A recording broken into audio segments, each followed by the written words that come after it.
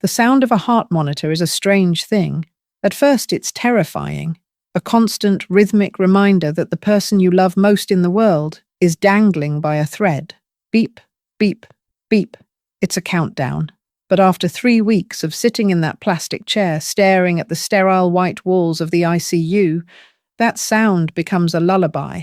It becomes the only thing telling you that your world hasn't ended yet. My name is Sarah, and the boy lying in that hospital bed, with tubes running into his arms and his skin the color of ash, is my son, Leo. He's 19 years old. 19. He should be out chasing girls, failing calculus, or worrying about what tie to wear to his first internship interview.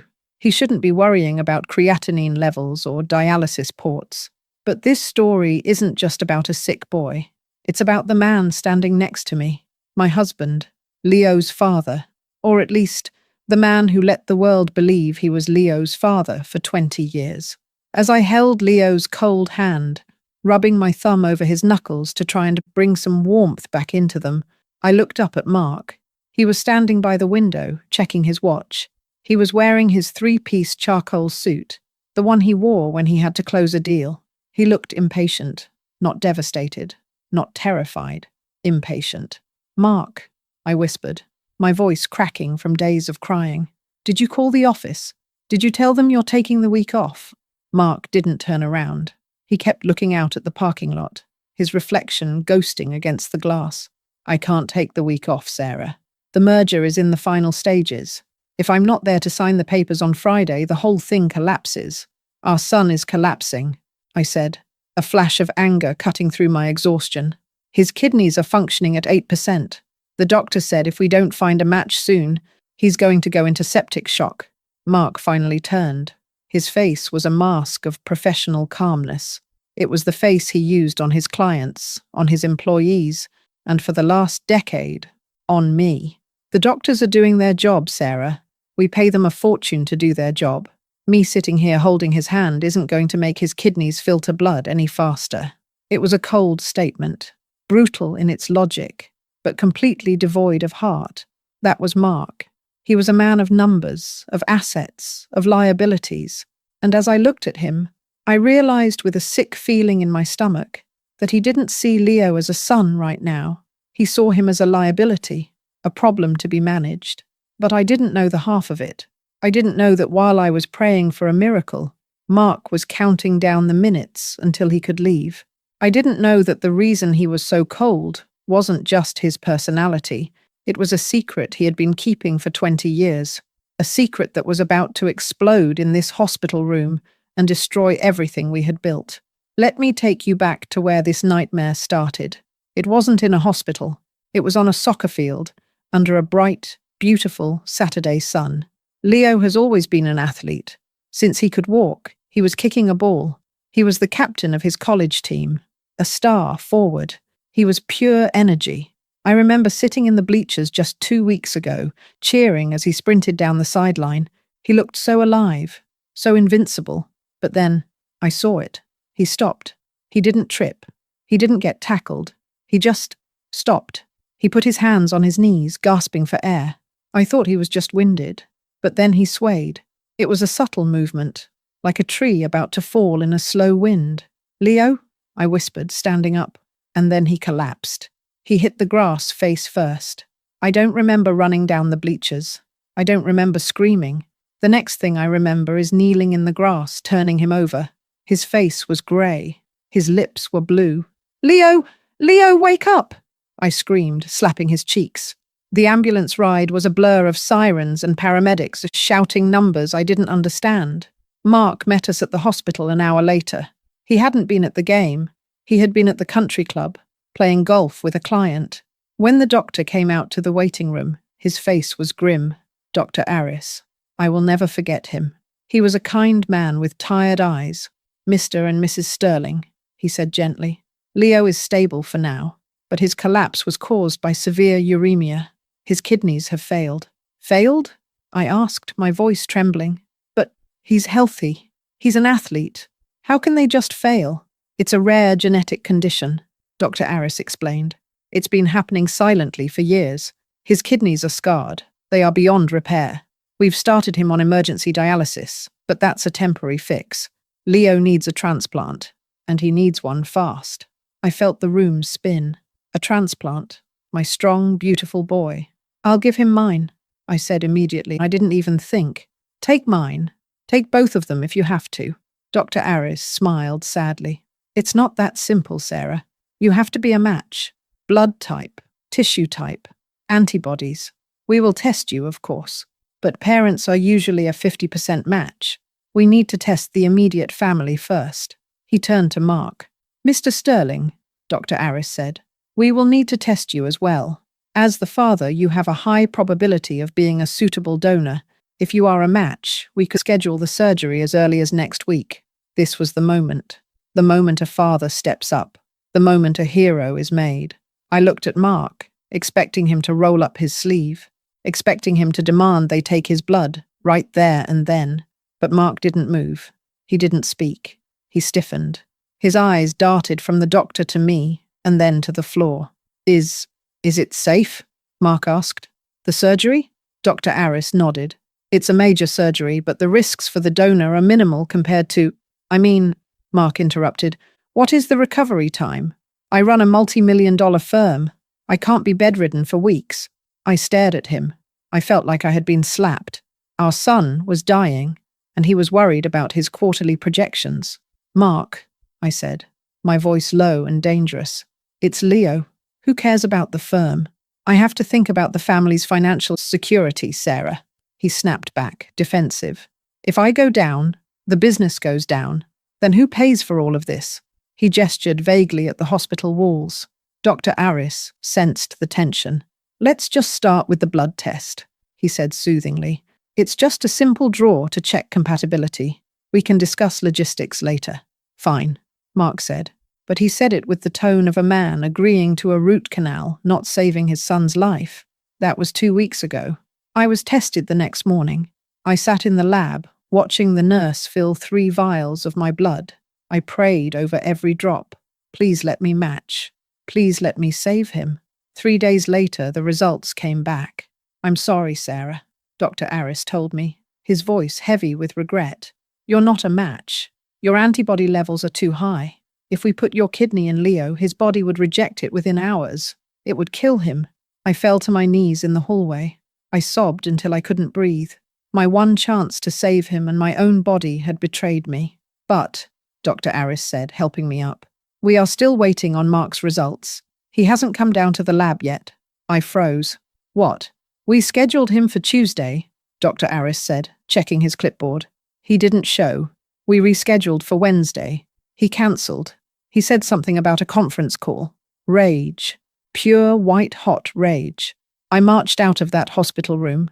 I didn't take the elevator, I took the stairs, running down 6 flights. I got in my car and drove to Mark's office. I stormed past his secretary, ignoring her protests. I threw open the double mahogany doors of his office. Mark was sitting there, putting a golf ball into a glass cup on the floor. He wasn't on a conference call. He was playing office golf. You didn't take the test, I said. It wasn't a question. It was an accusation.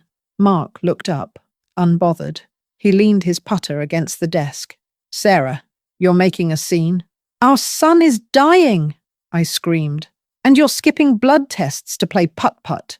What is wrong with you? Mark sighed and sat down in his leather chair. He tented his fingers.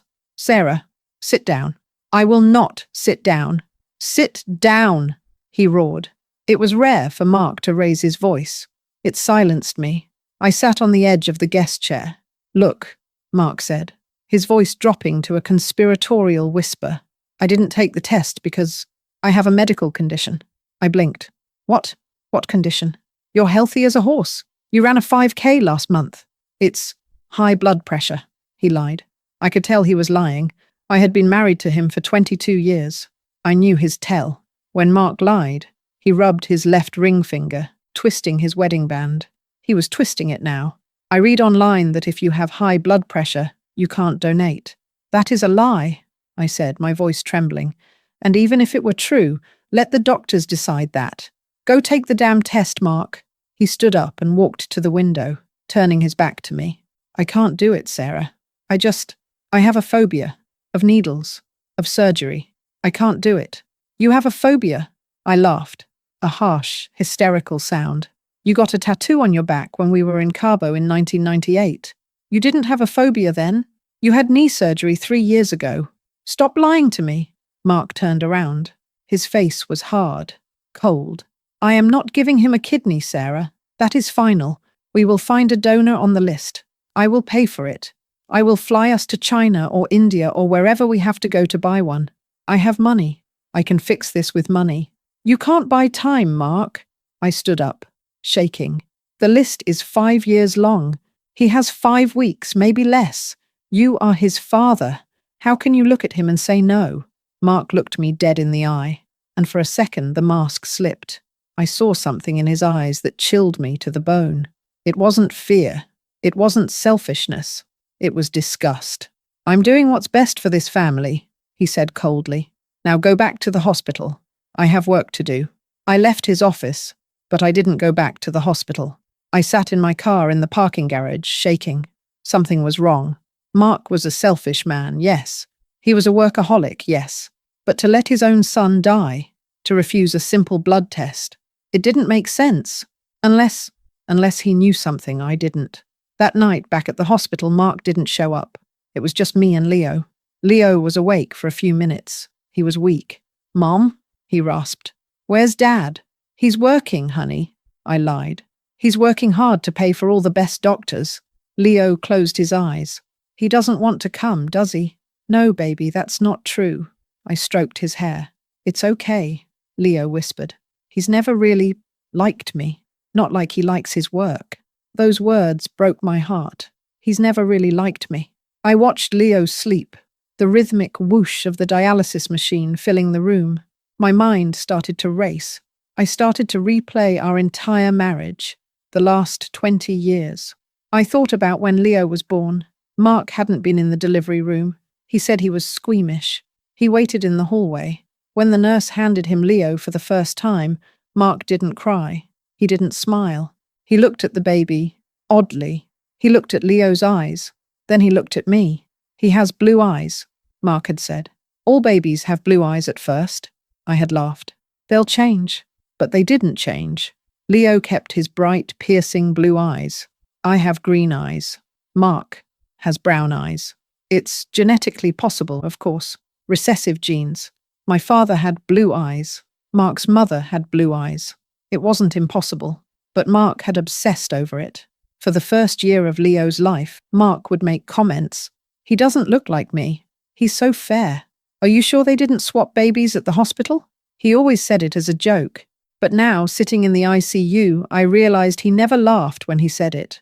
I stood up. I couldn't sit still. I needed answers. I left Leo with the night nurse and drove home. The house was empty. Mark was staying at a hotel near the office to focus. Another lie. I went into Mark's study. I never went in there. It was his sanctuary. He kept it locked. But I knew where the spare key was, hidden inside the hollow spine of a fake dictionary on the bookshelf in the hallway. I opened the door. The room smelled of scotch and expensive leather. I sat at his massive oak desk. I didn't know what I was looking for. A diary? A letter? I started opening drawers. Financial statements. Merger contracts. Golf scorecards. Then I found the bottom drawer. It was locked. I grabbed a letter opener and jammed it into the lock. I didn't care about breaking it. I twisted and pried until the wood splintered and the drawer popped open. Inside, there was a single manila envelope. It wasn't a business document. It was old. The paper was yellowed. I pulled it out.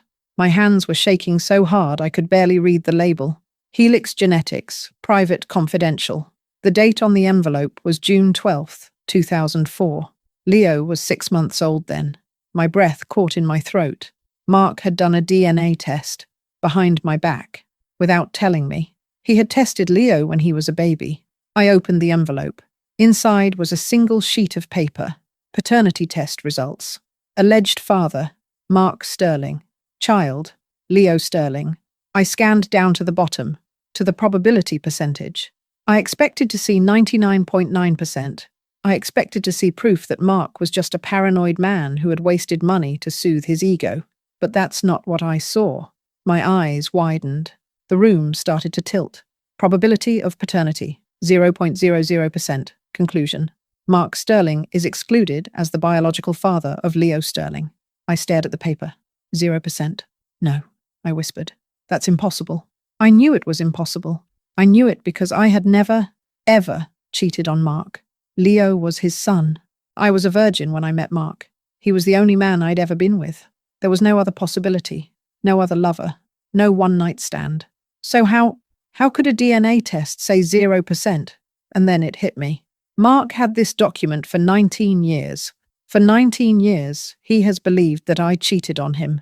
For 19 years, he has believed Leo is a bastard. For 19 years, he has looked at his son and seen a lie.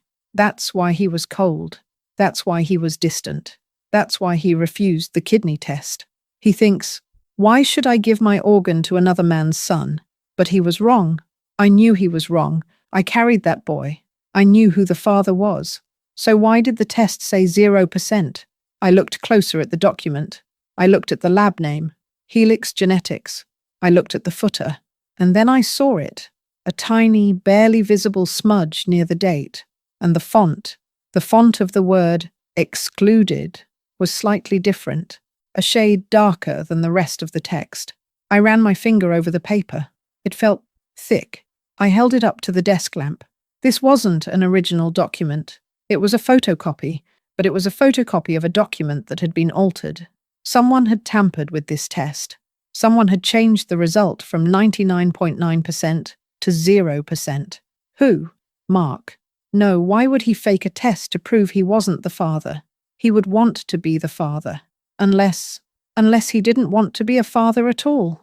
I remembered something else. Something from 2003, just before I got pregnant. Mark had gone on a business trip to Switzerland. A medical conference, he said. He came back sore. He said he hurt his back skiing. But what if he didn't hurt his back? What if he had a vasectomy? What if Mark Sterling, the man who obsessed over his legacy, actually hated the idea of sharing his wealth with an heir? What if he sterilized himself, didn't tell me, and then when I got pregnant, he assumed I cheated? No, that didn't explain the forged document. I sat back in the chair, the fake DNA test in my hand. Mark was refusing to save Leo because of this piece of paper. He thought he had the ultimate get-out-of-jail-free card. He thought he knew the truth. But he didn't know the truth. And he certainly didn't know that I had found this. I looked at the clock. It was 3 a.m. I wiped the tears from my face. The sadness was gone. It was replaced by a cold, calculating determination. Mark wanted to play games with DNA. Mark wanted to use science to justify letting his son die. Fine. I reached into my purse and pulled out my phone. I dialed a number I hadn't called in years. My sister, who works as a lab technician at the university hospital. Wake up, Julie, I said when she answered. I need a favor, a big one, and I need you to keep your mouth shut. Sarah? What is it? I need you to run a DNA test, but not a normal one. I need you to fake a result for me. What? Sarah, I can't do that. I'll lose my license. Listen to me, I hissed. Mark is letting Leo die because he thinks Leo isn't his.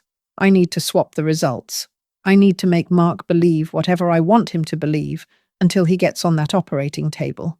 Sarah, you're scaring me. Good, I said, because I'm scared too. I'm going to save my son, Julie, and I'm going to destroy my husband. The drive to my sister Julie's house that night felt like navigating through a dreamscape. The streetlights blurred into streaks of neon, and my hands gripped the steering wheel so tight my knuckles turned white. In the passenger seat, resting innocently on the leather upholstery, was the manila envelope I had stolen from Mark's locked drawer. That piece of paper, that lie, was radiating heat like a radioactive core. It was the reason my husband hadn't hugged our son in 19 years. It was the reason he was currently letting him wither away in a hospital bed. When I arrived at Julie's, she was waiting on the porch in her bathrobe, clutching a mug of coffee. Julie has always been the soft one, the gentle one, but working in a hospital lab for 15 years had given her a spine of steel when it counted. She saw the look on my face, the wild, desperate look of a mother cornered, and she didn't ask questions. She just opened the door and pulled me inside. We sat at her kitchen table under the harsh fluorescent light. I slid the 2004 Helix Genetics report across the table. Julie put on her reading glasses, her brow furrowing as she scanned the document. I watched her eyes move back and forth, waiting for the verdict. This doesn't look right, Julie murmured, running a fingernail over the probability section where the 0% was printed. I know, I said, my voice barely a whisper. I saw a smudge. It's not just a smudge, Sarah, Julie said, holding the paper up to the overhead light. Look at the kerning, the spacing between the letters in the word excluded. It's a millimeter wider than the spacing in the rest of the document, and the pixelation is different. The top half of this sheet was printed with a laser printer. The bottom half, that looks like an inkjet job. Someone literally cut and pasted this, then photocopied it to hide the tape lines. I felt a wave of nausea. So it's a forgery. A bad one. It's a hack job, Julie confirmed. But it was good enough to fool a man who wanted to be fooled, or a man who was too arrogant to question science. She looked at me, her eyes filled with pity. Mark has believed this for 19 years. He thinks Leo isn't his. He's convinced, I said, the anger bubbling up again. He's punishing Leo for a crime I never committed. But Julie, we need to prove it. I need to know for a fact that Mark is the father. I know he is, but I need the paper. I need 99.9%. And then, I need to figure out how to force him to give up that kidney. Julie nodded slowly. I can run a paternity test off the books, but I need a sample from Mark. Cheek swab is best, but hair follicles or a toothbrush will work. I can get that, I said. But that's not enough. Proving he's the father won't save Leo. Mark is selfish. Even if I prove Leo is his son, Mark might still refuse the surgery because he's a coward. He's afraid of the pain. He's afraid of the recovery time. I leaned in closer, lowering my voice. That's why I need you to do something else. I need you to prep a second set of results. I need you to help me swap his blood vials at the hospital. Julie's face went pale. Sarah, swapping samples is a felony. If the hospital finds out, I lose my license. We could go to jail. Leo is going to die. I slammed my hand on the table, rattling the coffee mug. My son is 19 years old, Julie. I don't care about felonies. I don't care about jail. Mark is going to give him that kidney whether he wants to or not. I just need to get him on that operating table. Julie looked at me for a long time. She saw the desperation in my eyes. She thought of her nephew, the boy she had taught to ride a bike. She took a deep breath and exhaled slowly. Get me the toothbrush, she said, and bring me his blood. We'll figure out the rest. I left Julie's house at dawn. I didn't go back to the hospital. I went home. I needed to play the role of the century. I needed to be the defeated, grieving wife. If Mark suspected for even a second that I knew about the file in his drawer, he would lawyer up and disappear. I needed him comfortable. I needed him unguarded. When I entered the house, it was quiet. Mark's car was in the driveway. He had come home from his hotel. I walked into the kitchen and found him making an espresso. He looked fresh, rested. He was wearing a casual polo shirt, looking like a man ready for a weekend of golf, not a man whose son was in renal failure. Sarah, he said, turning around. He looked surprised to see me. I thought you were at the hospital. I was, I said, making my shoulders slump. I forced tears into my eyes. It wasn't hard.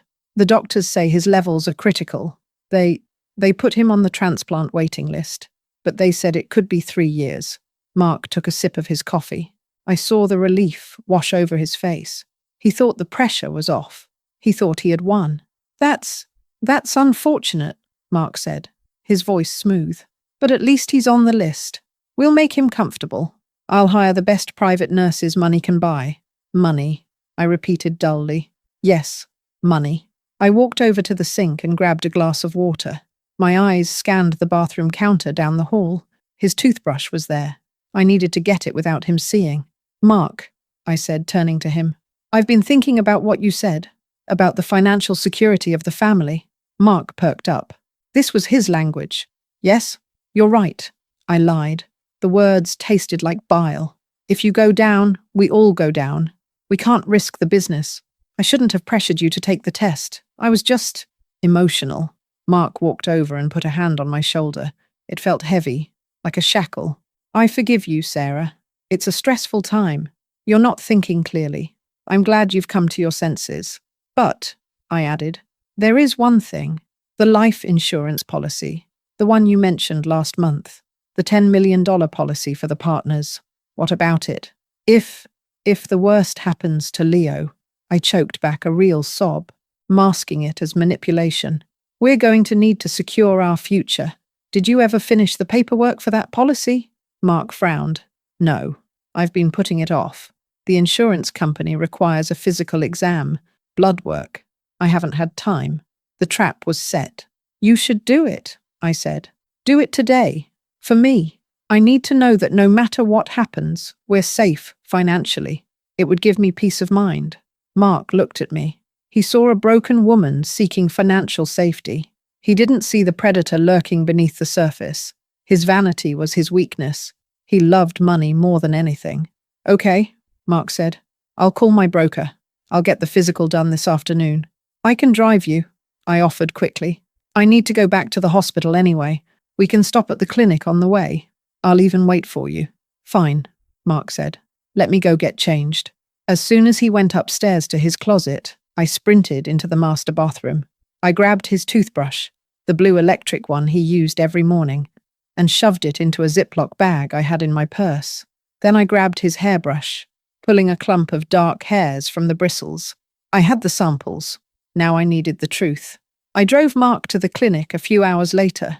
He sat in the passenger seat, checking emails on his phone, completely unconcerned. He thought he was going for a simple insurance checkup. He didn't know that I had already texted Julie. Julie met me in the parking lot of the clinic while Mark was inside filling out forms. I handed her the bag with the toothbrush. Run it, I said. I need to know who the father is, and I need to know who forged that document.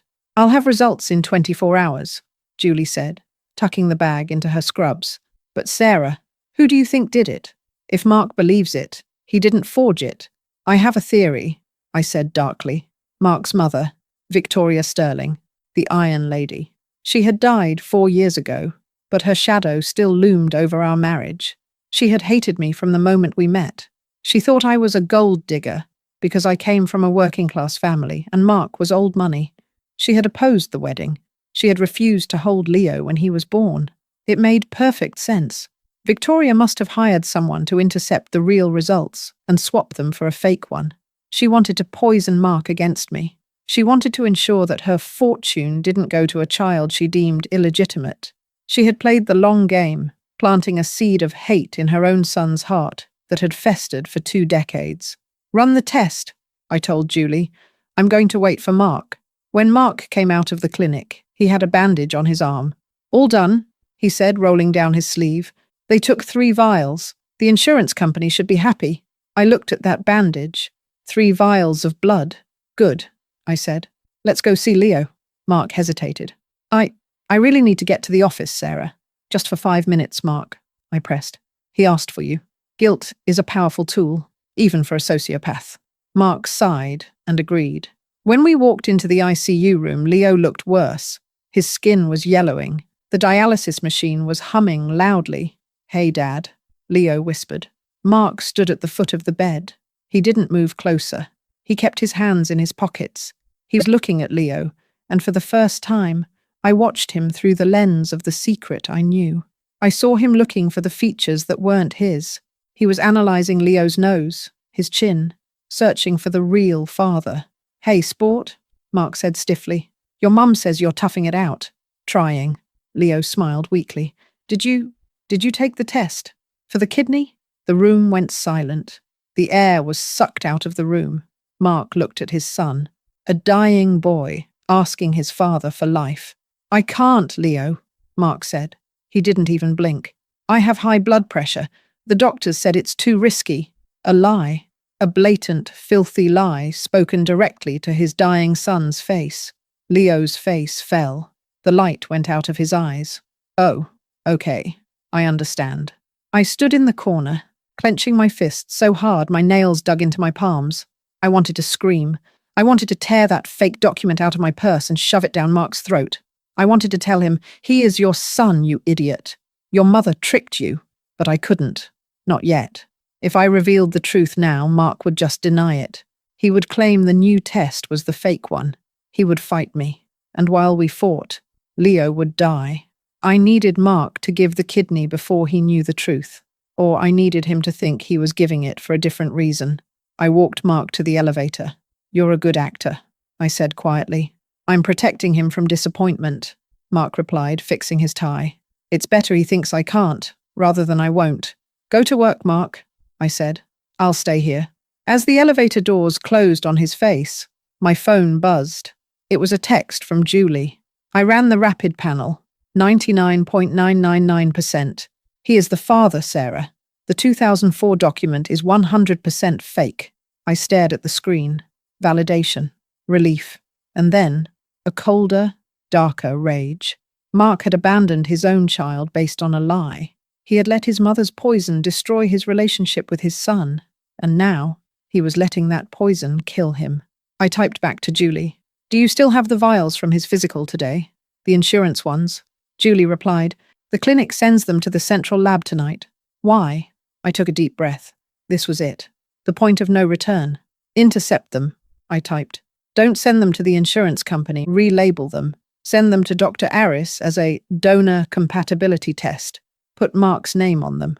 There was a long pause. 3 dots danced on the screen.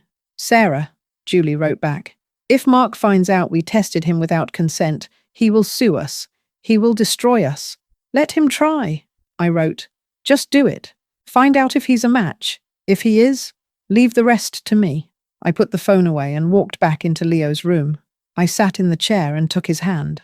"Mum," Leo whispered, "am I going to die?" "No," I said, leaning in and kissing his forehead. "No, you are not. Your father is going to save you." "But he said, he's confused," I whispered fiercely. "But I'm going to fix it. I promise you, Leo, I'm going to fix everything." The next morning, the call came. I was dozing in the chair when Dr. Aris walked in. He looked excited. He was holding a clipboard. "Mrs. Sterling," he said. "Good news. We got the results from Mark's test." I sat up, feigning ignorance. "You did?" "Yes," Dr. Aris said. "The lab sent them over this morning. I must say, I was surprised he finally came in, but the results are incredible." He turned the clipboard toward me. "Donor compatibility report. Donor Mark Sterling. Recipient Leo Sterling. HLA match, 6/6 blood type, compatible. He is a perfect match," Dr. Aris beamed. "A 6 out of 6 antigen match. It's almost as good as an identical twin. This kidney won't just save Leo, it will last him 30 years. A perfect match," I whispered. The irony was suffocating. The man who denied his son was biologically the most perfect match on earth to save him. "We can schedule the surgery for Friday," Dr. Aris said. "I just need Mark to come in and sign the consent forms." My stomach dropped. The consent forms. Mark hadn't taken the test. He thought he took an insurance physical. When Dr. Aris called him to say, "You're a match," Mark would know he had been tricked. He would know I stole his blood. He would refuse to sign. I needed a way to make him sign. I needed leverage. I looked at Dr. Aris. "Doctor, don't call Mark yet. Let me tell him. I want it to be a surprise." "Of course," Dr. Aris smiled. "But don't wait too long.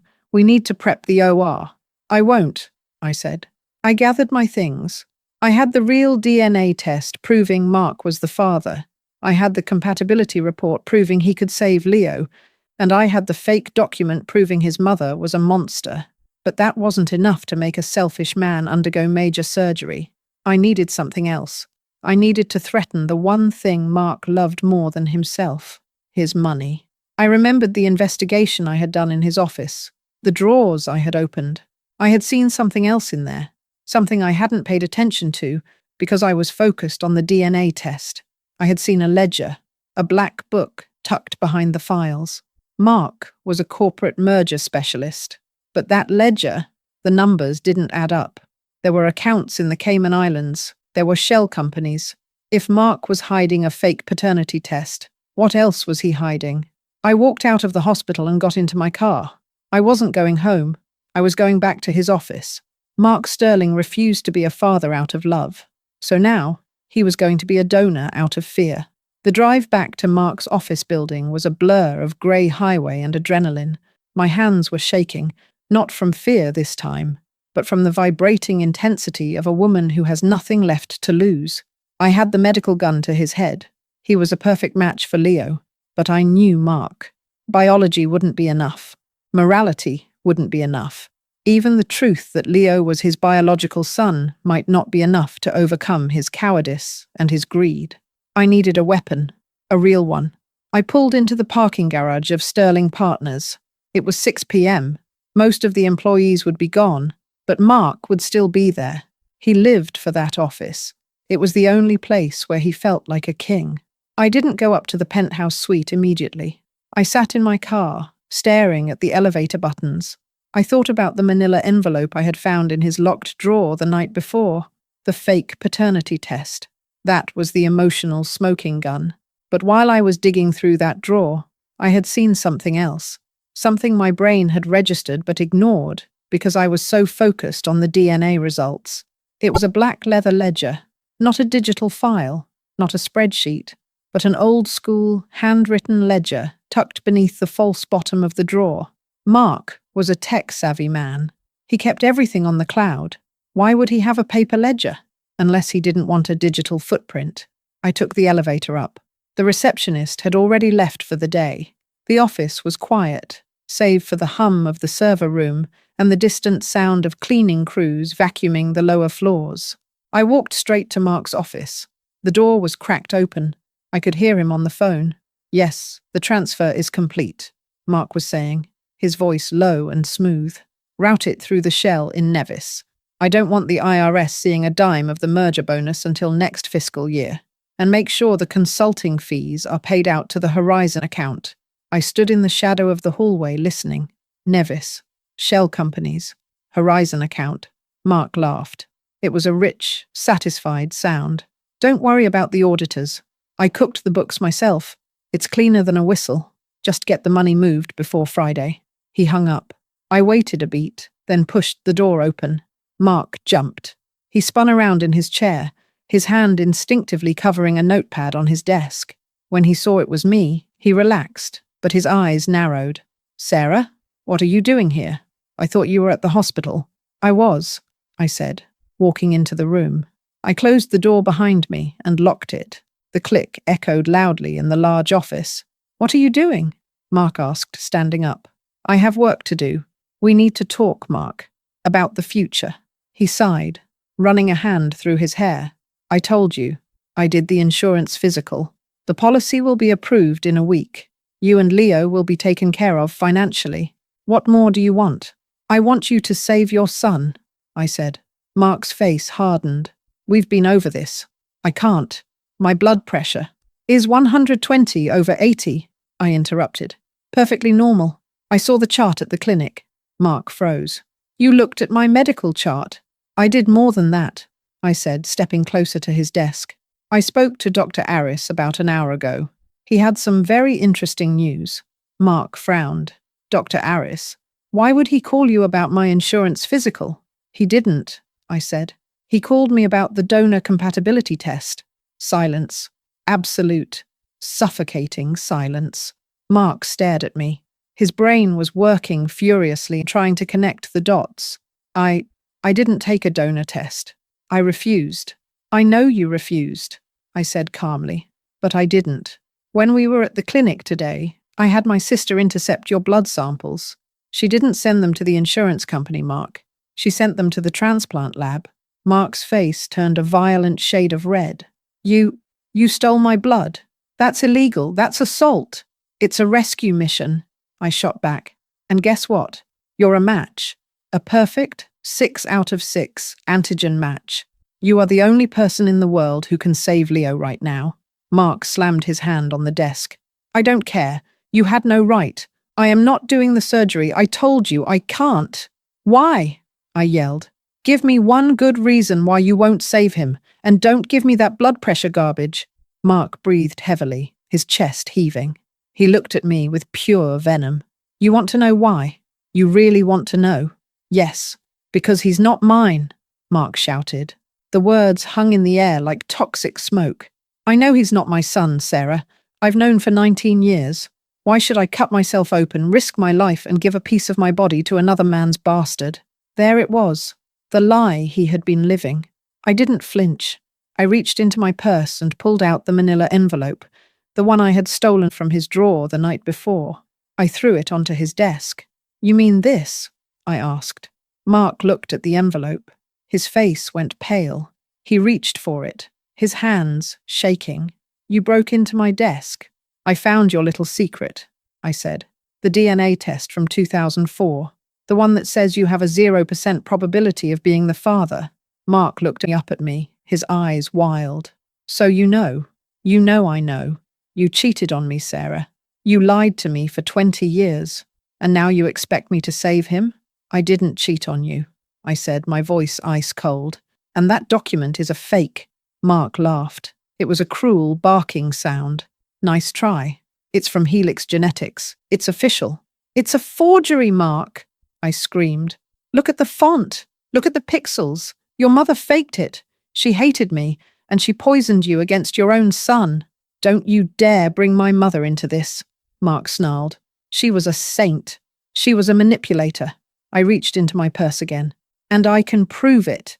I slammed the second piece of paper onto the desk. The fresh, crisp report from Julie's lab, time-stamped from this afternoon. This is the real test, I said, from the sample I stole today. Look at it, Mark. Read the numbers. Mark looked down. He didn't want to read it. He wanted to look away, but he couldn't. Probability of paternity, 99.999%. Conclusion. Mark Sterling is the biological father. Mark stared at the paper. He blinked. He rubbed his eyes and looked again. He picked it up, his hands trembling violently. He looked from the old, yellowed fake test to the new, white, real one. This is impossible, he whispered. The vasectomy. What? I asked. Mark looked up, looking trapped. I had a vasectomy. In 2003, before you got pregnant. That's why I knew you cheated. I was sterile. My knees almost gave out. So my theory was right. You didn't tell me, I whispered. I didn't want kids yet, Mark muttered, looking down. I wanted to focus on my career. I didn't tell you. Then you got pregnant. I assumed the vasectomy worked, so you must have strayed. The DNA test just confirmed it. Vasectomies fail, Mark, I yelled. It happens, especially in the first year. You didn't go back for the follow-up check, did you? Mark was silent. You idiot, I hissed. You arrogant, selfish idiot. You sterilized yourself behind my back. It failed, and then you let your mother feed you a lie because it suited your narrative. You've treated your own son like a stranger because of your own incompetence. Mark dropped into his chair. He looked deflated. The reality was crashing down on him. Leo was his son. He had wasted 19 years. He had been cold, distant, and cruel for nothing. Mark stammered. I didn't know. Well, you know now, I said. He is your son. He is dying, and you are a match. So you are going to sign those consent forms. I expected him to agree. I expected him to cry, to apologize, to rush to the hospital. But Mark Sterling was not a normal man. He was a man who had spent 20 years hardening his heart. He looked at the paper. Then he looked at me, and I saw the wall go back up. I can't, he said quietly. I stared at him. Excuse me? I can't do the surgery, Mark said, his voice regaining some of its corporate steel. I believe you, okay? I believe he's my son, and I feel terrible about the mistake. But Sarah, the merger. If I go into surgery on Friday, I miss the signing. If I miss the signing, the deal falls through. We lose millions. I can't do it. I couldn't believe what I was hearing. You're choosing money over his life? Again? Even knowing he's yours? I'll pay for a kidney, Mark said quickly. Now that I know he's mine, I'll spend every dime I have. I'll get him the best care. But I cannot be the donor. I cannot be out of commission for 6 weeks. It's business, Sarah. You have to understand. He stood up and smoothed his suit jacket. I'm sorry. I really am. But the answer is no. He picked up the fake DNA test and crumpled it. I'll destroy this. We can start over. But I'm not giving him a kidney. He turned to walk out of the office. He thought the conversation was over. He thought he had won. But I wasn't done. "Sit down, Mark," I said. He stopped at the door. "Sarah, go home. You're upset." I said, "Sit down." I walked around to the back of his desk. I pulled on the handle of the bottom drawer, the one I had broken into the night before. The lock was still busted. I reached into the false bottom and pulled out the black leather ledger. Mark froze. The color drained from his face so fast he looked like a corpse. "What are you doing with that?" he whispered. I opened the ledger. I placed it on the desk, right next to the DNA results. "Horizon accounts," I read aloud. "Nevis Shell Corp. Consulting fees." "It's funny, Mark. I looked up Horizon Consulting. It doesn't exist. It's just a bank account in the Caymans." Mark took a step forward, his eyes dangerous. "Give that to me." "No," I said, putting my hand on the book. "I took pictures of every page, Mark. I sent them to Julie, and I set up a scheduled email. If I don't cancel it every 12 hours, these pictures go to the IRS, the SEC, and your merger partners." Mark stopped. He was trembling now. Real fear. Not the fear of needles or surgery. The fear of losing his god. Money. "You're bluffing," he hissed. "Am I?" I pulled out my phone and showed him the email draft.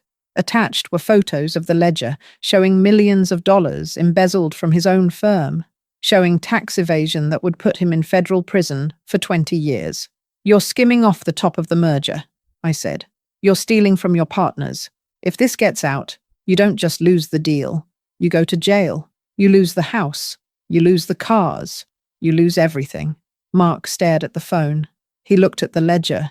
He looked at me. He looked like a trapped animal. "You wouldn't," he said. "If I go to jail, you lose the money too. You'll be destitute." "I don't care," I screamed, the tears finally spilling over. "I don't care about the house. I don't care about the cars. I care about Leo. I will live in a cardboard box if it means he lives. But you can't live without this, can you?" I gestured around the opulent office. "So here is the deal, Mark," I said, my voice shaking with rage. "You are going to walk out of here with me.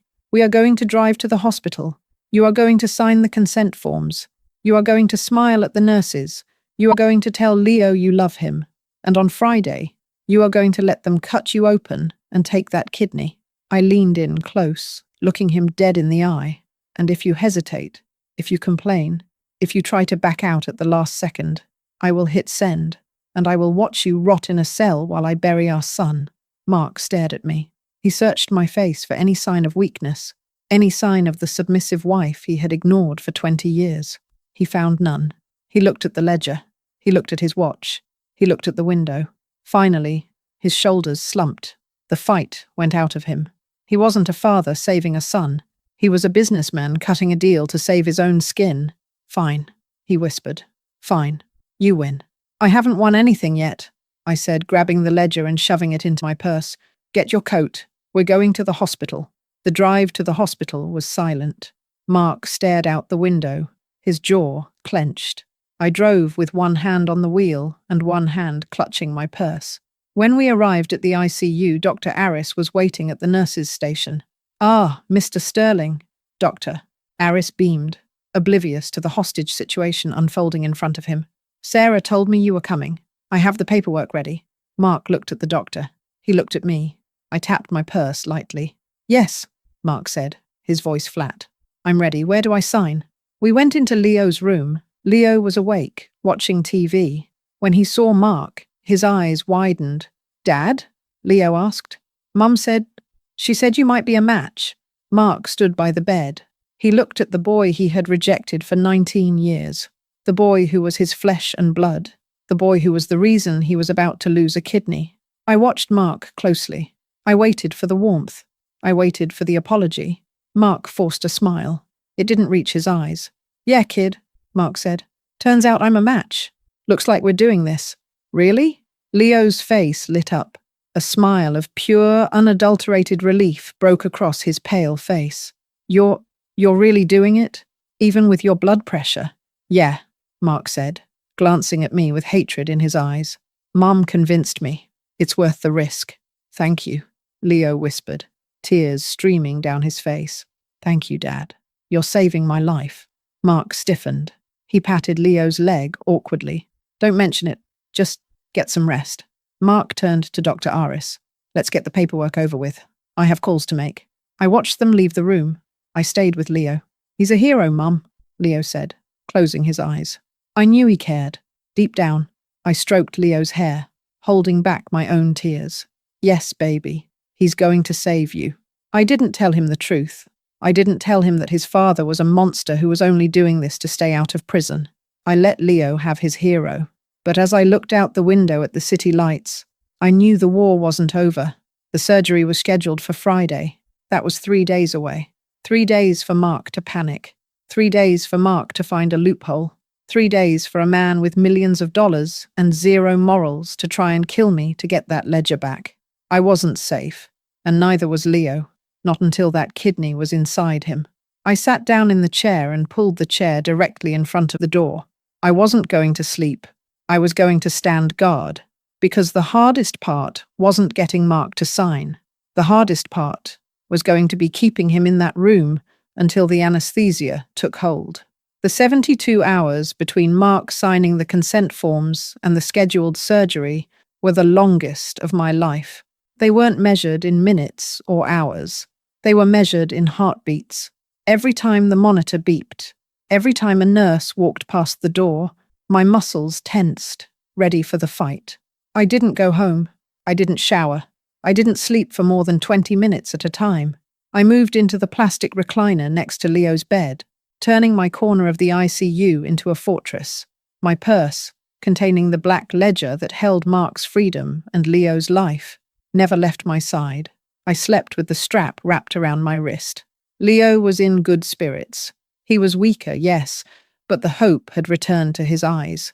He talked about college. He talked about getting back on the soccer field. He talked about his dad. I can't believe he's doing it, Mum, Leo said on Wednesday night, his voice thin but happy. I know he's busy. I know he hates hospitals, but he stepped up. He loves you, Leo. I lied, smoothing the hair back from his forehead. The lie tasted like ash, but I forced it out. Leo needed a father hero more than he needed the ugly truth. Mark, for his part, played the role of the devoted father perfectly when there was an audience. He brought Leo new headphones. He joked with the nurses. He shook Dr. Aris's hand with a firm, confident grip. But the moment the doctors left the room, the mask fell. On Thursday afternoon, 24 hours before surgery, Mark came into the room while Leo was sleeping. He didn't look at his son. He looked straight at me. His eyes were red-rimmed, manic. He looked like a wolf caught in a trap, gnawing at its own leg to get free. You look tired, Sarah, Mark whispered, stepping close to my chair. He smelled of scotch and mints. You should go home. Get some rest. Leave the purse. I'm staying right here, I said, clutching the bag tighter. Mark leaned down, his voice a low hiss. You think you've won? You think you can blackmail me into slicing my body open? You signed the papers, Mark. It's happening tomorrow. A lot can happen in 24 hours, Mark said. A cold smile touched his lips. Medical complications happen all the time. Spikes in blood pressure, fevers, irregular heartbeats.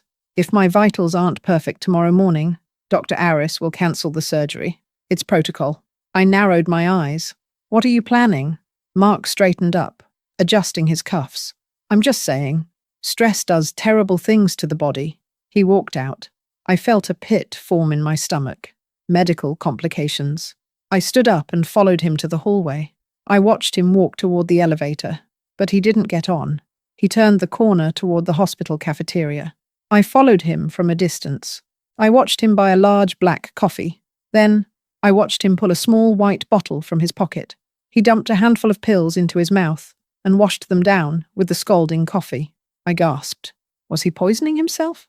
I waited until he threw the empty cup in the trash and walked away. I ran to the trash can. I dug through the garbage until I found the empty bottle he had discarded. It wasn't poison. It was caffeine pills. High-concentration caffeine pills. And below that, empty packets of salt. I realized his plan immediately. He wasn't trying to kill himself. He was trying to spike his blood pressure. If he walked into pre-op tomorrow with a heart rate of 140 and blood pressure through the roof, The anesthesiologist would call off the surgery. He would claim stress or a cardiac event, and Leo would be left waiting. I pocketed the bottle and ran back to the room. I couldn't tell the doctors. If I told them Mark was intentionally sabotaging his vitals, they would deem him mentally unstable and cancel the donation anyway. Mark knew that. He knew I was trapped. I had to fix this myself. I called the nurses' station. My husband. He's feeling very anxious about the surgery. He's pacing. He's agitated. That's normal, the nurse said kindly. I think he needs to be monitored, I said, injecting panic into my voice. He has a history of panic attacks. Can we admit him tonight, instead of tomorrow morning, just to make sure he's calm and prepped? The nurse hesitated. Usually donors come in the morning of. Please, I begged. If he panics at home, he might not come back. I need him here. The nurse sighed. Let me ask Dr. Aris. 10 minutes later, Dr. Aris walked in. He looked concerned. Sarah, you think Mark is a flight risk? I think he's scared, I said carefully. I think if we get him in a bed, get him on an IV for hydration, and maybe give him a mild sedative, it would ensure everything goes smoothly. Dr. Aris nodded. You might be right. I'll order him admitted tonight. We'll start him on saline to flush his system and keep him stable. Flush his system. Exactly what I needed. When Mark walked back into the room an hour later, jittery from the caffeine and sweating, 2 orderlies were waiting for him. Mr. Sterling, Dr. Aris said cheerfully, we've decided to admit you early. Just a precaution to get your hydration levels up for tomorrow. Mark froze. He looked at me. He knew I had done this. That's not necessary, Mark stammered, his heart clearly racing. I'll go home and sleep. Your wife tells me you're very anxious, Dr. Aris said, placing a hand on Mark's back. And looking at you, you're sweating. Your heart rate looks elevated. Come on, let's get you in a gown. We'll give you something to help you sleep. Mark opened his mouth to argue, but he saw the look in my eyes. If he refused, I would open the purse. Fine, Mark spat. They took him to the donor wing. I didn't leave Leo, but I got updates. They hooked Mark up to an IV. They flushed the caffeine out of his system. They gave him a sedative that knocked him out cold. He couldn't sabotage himself if he was unconscious. Friday morning arrived with the grey, heavy light of a storm. The surgery was scheduled for 8 a.m. At 6:30 a.m., I went to Mark's room. He was awake. He was groggy, pale, and furious. He was wearing a hospital gown stripped of his expensive suits, his watches, his armor. He looked smaller. You enjoyed this, didn't you? Mark whispered as I entered. Watching me get dragged in here. I'm enjoying saving our son, I said. Are you ready? My lawyers are looking for that ledger, Mark said, his voice low. I made a call last night before the sedative kicked in. They're turning the house upside down right now. If they find it, Sarah, the deal is off. My heart skipped a beat. They won't find it. We'll see. It's not at the house, Mark, I bluffed. I patted my purse. It's right here, and it's coming with me to the waiting room. Mark stared at the purse. For a second, I thought he might lunge for it. He looked desperate enough. But then, the door opened. The orderlies arrived. It's time, Mr. Sterling, the nurse said brightly. They wheeled him out. I walked beside the gurney. We met Leo in the hallway. Leo was on his own gurney, being wheeled from the other direction. They stopped the gurneys side by side for a moment, before entering the sterile corridor of the OR. Leo reached out his hand. Dad. Mark looked at his hand. He hesitated. Then, looking at me, he took it. Thanks, Dad, Leo whispered. I love you. Mark's jaw tightened. He looked at the boy, his boy, and for the first time in 20 years, the wall cracked. Just a hairline fracture. He squeezed Leo's hand back. See you on the other side, Leo, Mark said. His voice was hoarse. They wheeled them through the double doors. The doors swung shut. And then, the silence hit. I went to the waiting room. It was 8:15 a.m.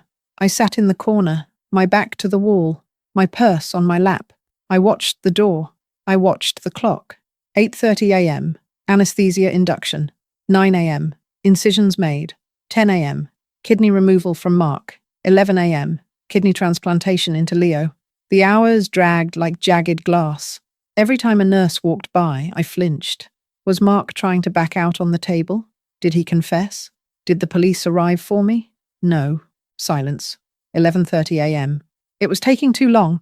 The kidney removal should have been done by 10:30. The transplant should be underway. 12 p.m. I stood up and paced. Something was wrong. 12:45 p.m. The double doors swung open. Dr. Aris walked out. He was still wearing his surgical scrubs. His cap was in his hand. He looked exhausted and grim. My blood ran cold. I dropped my purse. "Doctor?" I choked out. Dr. Aris walked over to me. He didn't smile. "Sarah," he said quietly. "Please, sit down." "No," I said, backing away. "Tell me, is Leo okay?" Leo is stable," Dr. Aris said. "The kidney is in. It's perfusing. It looks like it's going to work." I let out a sob of relief. "Thank God. Thank God." "But," Dr. Aris said, and that word hung in the air like a guillotine. "But what?" I asked. "There was a complication with Mark," Dr. Aris said. He looked down at the floor. "During the extraction, we found something we didn't expect. Something the imaging didn't pick up." "What?" I grabbed the doctor's arm. "What happened? Did he bleed out?" "No," Dr. Aris said. "But when we went to remove the left kidney, we realized it was compromised. It had a mass, a tumor." I blinked. "A tumor? Mark has cancer. It looks like renal cell carcinoma," Dr. Aris said. "We removed the kidney with the tumor, of course, but we couldn't give that one to Leo. We had to take the other kidney, the right one." My brain spun. "Okay, so Mark has one kidney left, and Leo has one?" "Sarah," Dr. Aris said gently. "We checked Mark's right kidney before we took it. It was healthy. We gave it to Leo, but that means Mark." He paused. "Mark has no kidneys," Dr. Aris whispered. I stared at him. The words didn't make sense. "What?" "The tumor on the left kidney was aggressive. We had to remove the kidney to save his life from the cancer. But the right kidney was the donation. We had already clamped the vessels. We had already prepped Leo. Mark had signed a directive saying that saving the recipient was the priority in the event of a surgical decision." "He signed that?" I asked, shocked. "It's standard in the paperwork you made him sign," Dr. Aris said. "He probably didn't read the fine print." I felt the room spin. "So Mark is in the ICU," Dr. Aris said. "He is alive, but he has no kidney function. He is going to need dialysis for the rest of his life. Unless he gets a transplant himself." I sank into the chair. The man who had refused to save his son because it was inconvenient. The man who had prioritized his merger over his child's life. The man who had faked a DNA test to avoid responsibility. He had saved Leo, but in doing so, he had taken Leo's place. Mark Sterling was now the one dying of kidney failure, and I was the only one with the power to help him, or destroy him. Dr. Aris looked at me. "He's waking up, Sarah. He's asking for you, and he's asking for his ledger." The walk to Mark's recovery room felt like walking across the surface of the moon. Everything was quiet, weightless, and cold. The sounds of the hospital, the squeaking gurney wheels, the distant paging system, seemed to come from miles away. I walked into Mark's room. It was identical to the room Leo had been in for weeks. The same sterile white walls, the same beige curtains, and, most terrifyingly, the same machine. The dialysis machine. Mark was awake. He was propped up on pillows, looking paler than I had ever seen him. His usual arrogance, that armor of expensive suits and sneering confidence, was gone. In its place was a terrified, hollowed-out man. He was staring at the blood flowing out of his arm, through the clear plastic tubes, into the machine, and back again. He looked up when I entered. His eyes darted immediately to my purse. "You," he croaked. His voice was dry, cracking like dead leaves. "Me," I said. I pulled a chair over, not close enough to hold his hand, just close enough to be heard. "Dr. Aris told me," Mark whispered. "He told me they took both. One for Leo, one for the trash." "It had a tumor, Mark," I said. "It was cancer. If they hadn't taken it, you would have been dead in 6 months. Mark let out a bitter, strangled laugh. "Dead? Look at me, Sarah. I'm hooked up to a washing machine. I'm a cripple." "You're alive," I corrected. "And so is your son." "My son." Mark spat the word. The boy who cost me everything. He tried to sit up but grimaced in pain. He slumped back, glaring at me. Give me the ledger. I did it. I held up my end of the bargain. I signed the papers. I gave the kidney. Now give me the book. I looked at my purse. The black book was heavy inside. It was the only thing keeping Mark from destroying me. If I gave it back now, what was stopping him? He was vindictive. He was cruel. Once he recovered, he would come after me. He would drain the bank accounts. He would leave me and Leo destitute. No, I said. Mark's eyes bulged. What? We had a deal. You said if I signed, you wouldn't send the email. I said I wouldn't send the email today, I said calmly. I didn't say I would give you the evidence. Mark's face twisted in rage. You lying but careful, I warned. Your blood pressure. I stood up and walked to the window, looking out at the city skyline where Mark's office tower stood. Here is the new deal, Mark, I said, turning back to him. I am going to keep the ledger. It's going to go into a safety deposit box that only my sister Julie can access. If anything happens to me, if I have an accident, if my bank accounts are frozen, if you try to sue me for custody or divorce, Julie sends the email. Mark stared at me, his mouth open. You're blackmailing me. For life? I'm ensuring my son's future, I said. You worried so much about financial security? Well, now you're going to provide it. You are going to pay for Leo's college. You are going to pay for his recovery. You are going to pay for this house. And you are going to do it with a smile. And if I don't, then you go to federal prison, I said. And I don't think they have very good dialysis machines in prison, Mark. Mark fell back against the pillows, defeated. He closed his eyes. Tears leaked out. Not tears of sorrow, but tears of pure, impotent frustration. The master of the universe, the man who moved millions with a phone call, was now owned by his wife. Get out, he whispered. I'm going, I said. I have to go see Leo. He's asking for his hero. I walked to the door, but stopped. Oh, and Mark. He opened his eyes. Welcome to the waiting list, I said. Dr. Aris said the wait for a type O kidney is about 5 years. I hope you have better luck than you wished for your son. The next few weeks were a blur of recovery. Leo bounced back with the resilience of youth. The new kidney, Mark's kidney, started working immediately. The colour returned to his cheeks. He gained weight. He laughed. I sat by his bed every day, watching the miracle unfold. Is Dad okay? Leo asked constantly. Why doesn't he come visit? He's recovering too, honey, I said. His surgery was harder. He's resting. I didn't tell Leo that Mark refused to see him. I didn't tell him that Mark blamed Leo for his condition. I let Leo keep the illusion. It was the last gift I could give him from a father who had none left to give. Mark was discharged 2 weeks later. He didn't come home. He moved into a serviced apartment downtown, near the dialysis center. He claimed he needed space to heal. The truth was, he couldn't bear to look at us. He couldn't bear to look at the walking, breathing evidence of his sacrifice. I didn't stop him. In fact, I packed his bags. Life settled into a new rhythm. I took over the finances. With the ledger as leverage, Mark didn't dare hide a penny. I hired a forensic accountant, quietly, to untangle our legitimate assets from his illegal ones. I started moving money into trusts for Leo. I built a fortress of my own. 6 months passed. Leo was back at college. He was playing soccer again, carefully, but playing. He sent me a photo of himself in his uniform, smiling, giving a thumbs up. I framed it and put it on the mantel. One rainy Tuesday, my phone rang. It was Mark. I hadn't spoken to him in months. We communicated through lawyers and accountants. Hello, Mark, I said. Sarah. He sounded weak, weaker than before. I need to see you. I'm busy. It's important, he rasped. Please, come to the apartment. I hesitated, but curiosity and a lingering sense of duty made me agree. I drove to his luxury apartment building.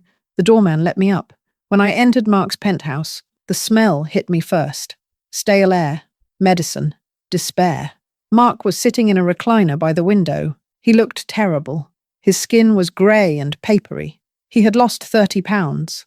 The dialysis was taking a toll on him that it never took on Leo. Mark, I said, you look like I'm dying, he finished. He gestured to the chair opposite him. Sit. I sat. My numbers aren't good, Mark said, staring out at the rain. The dialysis isn't working as well as they hoped. My veins are collapsing. I'm exhausted all the time. I'm sorry, I said. And I was. I didn't love him anymore, but I didn't wish him agony. I need a kidney, Sarah, Mark said, turning his hollow eyes to me. I can't wait 5 years. I won't last 2. You're on the list, I said. You have to wait your turn, just like everyone else. I have money, Mark whispered. I have connections. I found a broker. In Turkey. They can get me a kidney. Next week. My stomach turned. A black market organ? Mark, that's illegal. That's dangerous. I don't care, he snapped, showing a flash of his old fire. I want to live, but I need cash, liquid cash, 500,000, and I can't move it without you knowing.